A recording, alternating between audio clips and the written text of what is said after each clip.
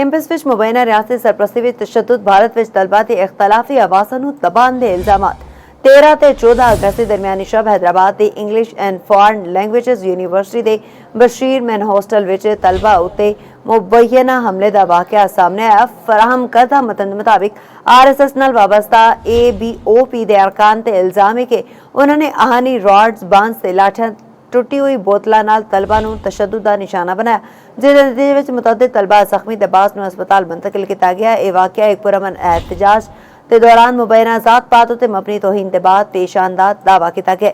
Hyderabad university के hostel विच तलबा उत्ते मुबैना मुसल्ह हमले के दौरान आहानी रोड्स बांस की लाठियां ते शीशे की बोतलों के इस्तेमाल के इल्जामात सामने आए।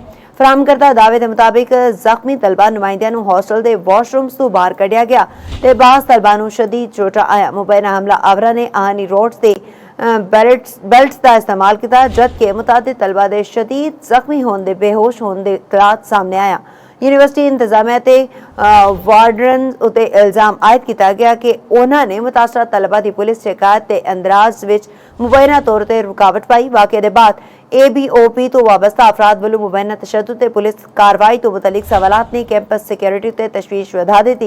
यह वाकया भारतीय जामियात विच तलबा के सियासी इख्तलाफ एहतजाज के हक ते कैंपस विच तशद्दुद तो मुतलिक जारी बहस नूं दोबारा नुमाया करता है।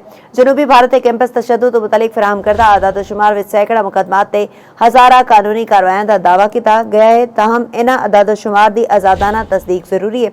यूनीवर्सिटी कैंपस विच नस्ब निगरानी ते वसी निजाम के बावजूद मुबैना हमले के वाकयात उत्ते मौसर निगरानी ते फौरी कार्रवाई तो मुतलिक सवालात चके गए। तलबा तंजीमां ते इंसानी हकूक के हल्कियां के मुताबिक कैंपस में सियासी इख्तलाफ रखने वाले तलबा का तहफ़्फ़ुज़ ते पुरअमन एहतजाज का हक यकीनी बनाना जरूरी है।